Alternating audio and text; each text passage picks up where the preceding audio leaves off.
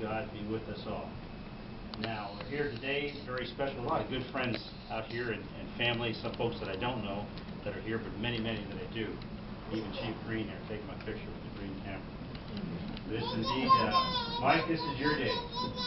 You know, I'm really talking with Mike, and I'm glad that his sisters are here, and his brother, and isn't it a testament how these Chicagoites and a Marine that served in Korea has taken two of his sons rise to the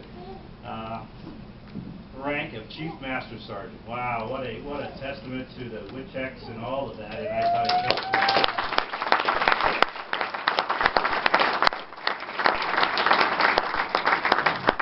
that's wonderful. It's been a wonderful time looking at all these things, and actually I've known Mike for quite a while. I know that, boy, it seems like February to 30 years, that was a long time, huh? Wow, I know. I'm glad I started when I was 3. So I got the stuff in here. So from February of 1984, you signed up because your dad said, hey, go for the blue. So that was good. So it was good. Basically, both of you guys were led by your fathers, shoving you in the Air Force, and what a great experience it is for you, and what a great blessing has been for our Air Force. And so obviously, you guys are well prepared. Most things don't even know, as he did his first 6 years, he went to Langley, worked on F-15s, and off to Alaska and worked on A-10s, and then he came in 1990 in March after his 6 years and came to Milwaukee, and he jumped into the 440th, and man, that's a you having fun? Oh yeah, that's good. Yeah, that's great. That's a good deal. You know, that's what life's all about. So do not worry. Absolutely. That's fun. It's a wonderful thing. The experiences since 1990, the 440's been involved in many things over the years, starting its great history back in World War II and carrying on, and indeed throughout those years, you know, I talked about having the unit here in Milwaukee. Those years in Milwaukee were great, and really having a unit here at Hope was a great thing as well. Yeah, and then it's when we moved down here, you know, I was blessed to have been 440th commander. I know it was like 7 weeks shy of 7 years. I kind of wish I had that extra 7 weeks or plus, because that was truly one of the monumental parts of my career. And I can say that throughout this time, some of you might not know, I came down. We came down integrated first. We hired some of the fine folks from the 43rd, and we got this organization. This was the very first active association. Most of you know what that means. That's when we took the active duty, came and worked with the Air Force, and we owned the medal. And it was kind of a trying times that we set this thing up. And during those times, I mean, it was a lot of struggle. And I could go through and talk for a lot of hours on those things, and they were kind of bored most of the folks. But there was an initial group of folks that made that happen, and now we've grown over these last few years, and now you're fully operational, capable, and moved and done many things. Many things. One of the things I know that was great for the 440th, mainly the maintenance folks. I can remember we came through, and we did the first ORI, and there was 70. I think it was right at 72% of all the folks were in 5-level upgrade training. Wow. When I first walked in this room, this is the only room we had for maintenance and ops, and we came in for my first talk, and all the active duty guys sat on this side, and all the reserve guys sat on this side. And I kind of all mixed together now, which is good.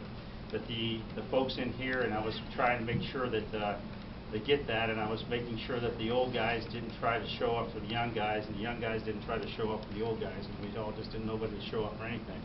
But we hit that, and those ORIs and all those training from all those master sergeants and folks that came down, and we brought people in from Willow Grove and a few folks, and we really put this thing together, and it worked. At that time, you probably didn't know, I was in need. We had a chief master sergeant we were replacing, coming through. Chief Francher was retiring. I did interview for a chief master sergeant. I came back through a command chief, and a command chief. And one of the names, I called him in. And I don't know if you remember that conversation, Mike, when I said, you know, I was going to pick you to be my command chief. Remember that conversation? And I said, however, you need to stay exactly where you're at. So he would have been the command chief. I had selected him, he interviewed, and he would have been the command chief at 440, at a different job. But the maintenance was so critical at that time with all the people coming up grade training, and I needed him to stay exactly where he was, the maintenance superintendent. But you would have had a different stripe, or you would have had a star in there, that's for sure. So maybe you guys didn't know that, but I'm telling you, that is history, that is fact. He would have been, because I was a selecting officer, and I was a commander, and I picked him. However, after sleeping over it, I thought, you know, I would have hurt my wing if I moved him out of maintenance. So Mike, you've done a lot of great and grand things. And Chrissy's going to be coming back, and it's going to have a great time to come back with the kids. And Izzy, you're looking forward for your dad to be a little bit more time with him. Spencer, you know, it's really a service. You know, you look around and you get tapped for things throughout your career and things that you don't expect. You know, I sit there and looking back over the years, and opportunities come, and we take them, and we go, and we don't even question. And, you know, we're missing many things. We're missing, you know, holidays and birthdays and all kinds of special events, and nothing's perfect. But as we do the things, it's a four-letter word that eats into all of us who have served 30 years and plus, and that's duty. As Robert E. Lee said, that's the most sublime word in the military lexicon. And you have done your duty. And I am beyond pleased to have served as your commander, and we served together collectively as we stood up and moved this wing forward, and now as General Scanlon is continuing that legacy of success and excellence in the 440.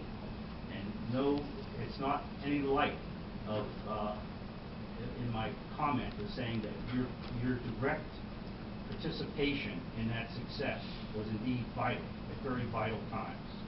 Mike, thank you for all you've done for us. I appreciate that. Indeed. Please stand forward here. We'll